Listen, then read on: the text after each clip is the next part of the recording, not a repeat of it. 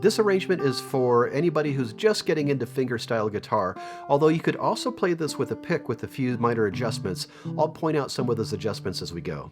I'm going to assume that you can follow the tab or the music notation well enough at the beginning of the video that you could learn all those notes on your own. So I'm not going to spend a lot of time just going note by note. Instead, I'm going to give out a few pointers, what I'm thinking about at a certain point, why I'm using a particular fingering, and just ways you can bring the music to life. If you do need help reading tab, I've got a video that'll help get you up to speed. I'll put a link for that in the description. All right, let's take a look at the first line. Our tempo marking is peacefully rubato. Rubato means that you're not playing a really strict time. Time can be a little flexible, some give and take. I have those first two notes fingered 1 and 3 instead of just barring or anything like that, because I'm going to actually finger the full A major chord, and you'll see why in a minute. And by the way, I play my A major chord with fingers 2, 1, and 3. Most people, when they first learn this chord, they play it 1, 2, 3. I don't do it like that, mainly because my fingers don't fit very well. They're a little too big to get a good sound. And I also find that if I play with fingers 2, 1, and 3, it makes it easier to get to some other chords, especially to an E chord from an A. So that's a long explanation of why I have fingers 1 and 3 for those first couple notes. And then, even though I'm not playing the full A chord, I'm fingering the A chord with my left hand, because the last note in this measure, with my thumb, I am playing 2nd fret on the 4th string, so I do need that finger from the A chord. Now, if you're playing this with a pick, you can go ahead and just strum the full A chord there, like that. As a matter of fact, all the way through the first half of this, anytime you see an A chord and the tab has you playing part of an A chord, if you're playing with a pick, just go ahead and strum the full chord. As we get to the next measure, this little chord right here, I'm going to play a little softly because we want the melody note to still be heard. Da, da, da, da, da. That open first string. So we don't want to overpower it. We don't want to do that. Of course, that was exaggerating. But we want to have it still be under the melody.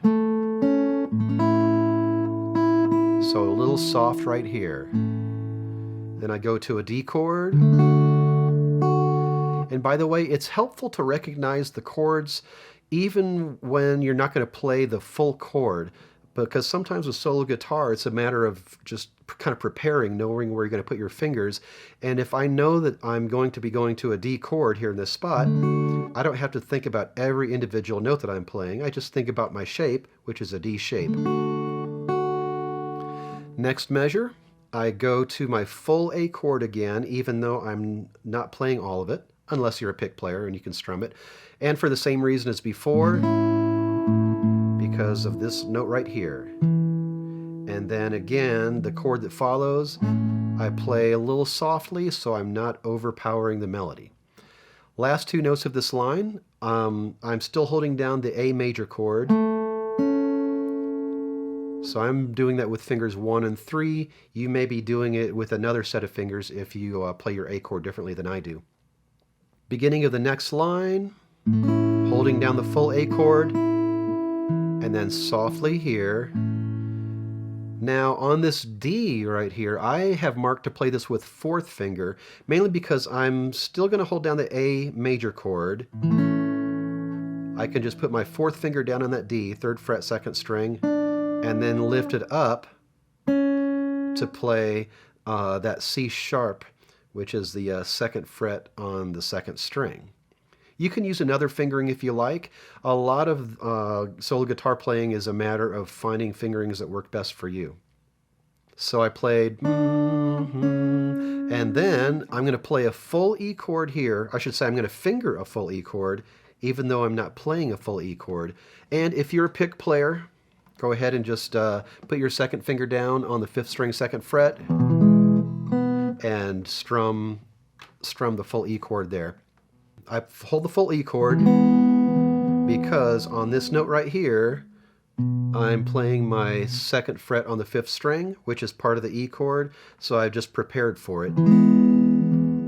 And just like before, on this measure, I play that chord a little softly so that the melody note bum bum bum can be heard underneath it.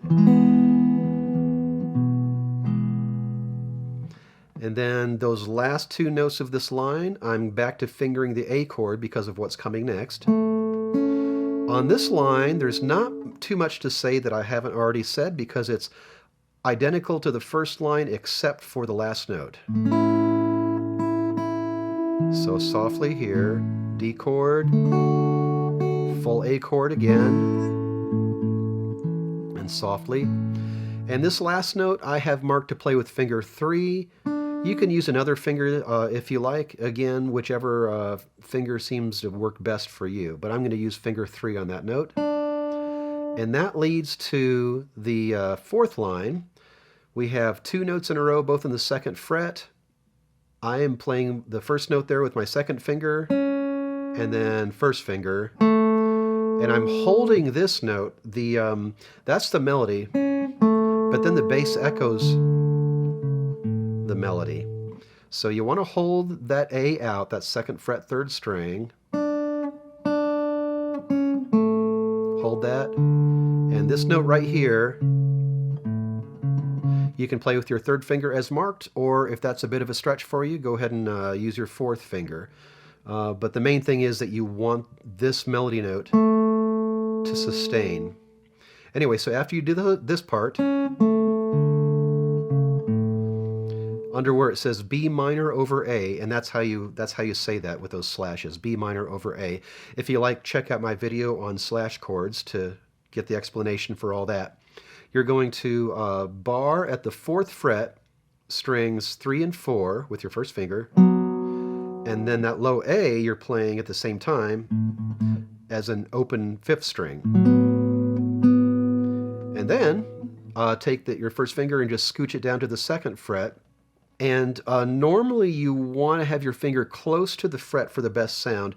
In this case, I'm going to place my finger a little more to the left than I usually would because I want to make room for the 2nd fret note with my 2nd finger on the 5th string that comes later in that measure. So, and the bass echoes there. Let me do that last line again because there's a lot going on there. I'm actually going to pick up to that last line on that D. So 2, 1, and then hold. Now bar here, and move over. And then the next 2 notes lead you to the 2nd half, which is in a new key. That was the 1st half, which is in the key of A major, so you played a lot of A, E, and D chords. In the 2nd half, we switched to the key of C major, so you're going to see a lot of C, F, and G chords. Quick commercial, check the description to see how you can order a PDF of this arrangement. And that's your commercial. Let's get back to the arrangement. The 2nd half of Kumbaya is in the key of C major. So you're going to see some C5s in this case, we'll explain that in a minute, and Fs and G chords. So let's talk about all these C5 chords that you're seeing. Just a mini theory lesson. A C chord, or a C major chord, has C, E, G. That's notes 1, 3, 5. That just comes out of a scale. 1, 2, 3, 4, 5. 1, 3, 5. That's your C major. A C5 is everything but the 5th. So it's 1 and 5, C, G, without the 3rd. So a C5 chord is basically a C chord without an E in it, without the 3rd. Now, if you're, all that being said, if you're playing with a pick and that first line you see, that C5, just go ahead and put your 2nd finger down on the 2nd fret on the 4th string and just make it a C chord. And you can do that with all the C5s in the 2nd half.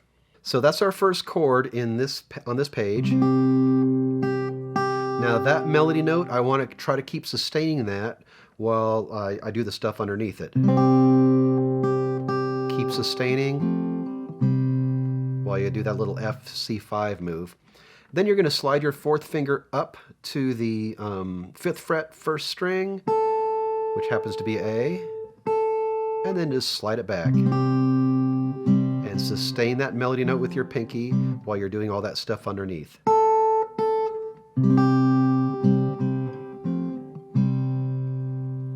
Then we have those pickup notes again, 1 and then 0 or C, E. Next line we have another C5, just like at the beginning of this section.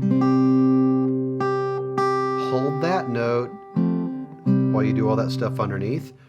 And then 1 and open. And then we're going to have our 4th finger down on this D, which is 3rd fret, 2nd string. You want to keep holding that while you're doing all that mess underneath it.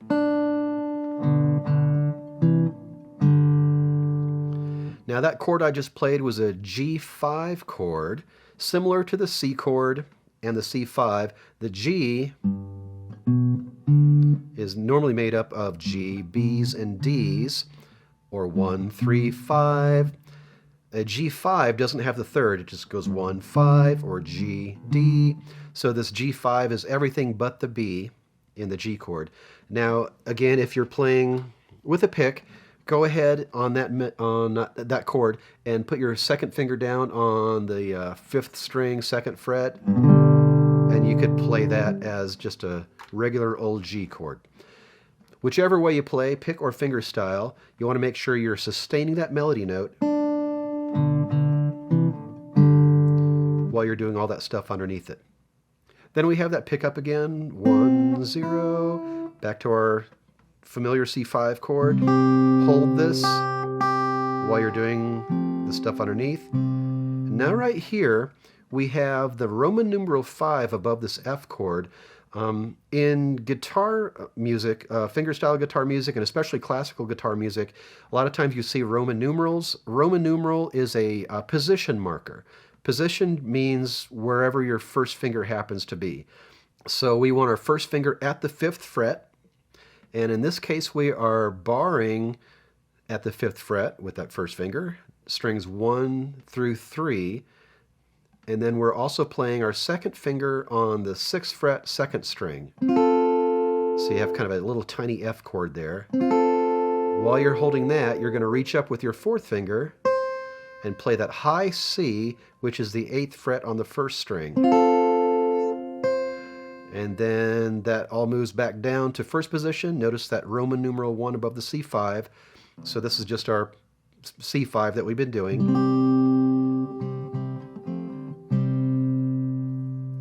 So let me do that line again, because there's a lot going on there. I'm going to do the pickup to that line actually. So C5, up to 5th fret, high C, and then back down. And then this note, this 1st fret, 1st string, which is an F, leads to the last line. So we're going to play E, C, for, open, and then 1st fret on the 2nd string. While you're holding that note out, you're going to be echoing with the bass. So the bass is playing 3rd fret, 4th string, which is an F, 2, 3, as you can see in the tab there. And if you like, go ahead and hold that finger 2 down. Those notes sound nice together. That's just forming an a C chord. So that line there so far, hold this down, keep it down. And then under this D minor chord, you could finger this with fingers 2, 1, and 3 if you like, but I have this fingered as 3, 2, and 4 because it makes it easy to get to this next chord, which is just a plain old C chord. And then at the end, we have this D minor way up high. Notice the Roman numeral 10, that's at the 10th fret. In this case, we're barring strings 1, 2, 3, all with the 1st finger. So that's a little tiny high D minor chord. And then we have the Roman numeral 8. That puts us at the 8th position, or 8th fret, for this high sounding C chord. You're holding down strings 1 and 2 at the 8th fret with your 1st finger. And then 2nd finger goes on the 9th fret, 3rd string, and 3rd finger goes on the 10th fret on the 4th string. And all that is, if you know your 4-string F chord, you're just taking that shape, you're just playing it up at the 8th fret. Let me do that last line again with the pickup so you can see all that working again. Let's hold this down.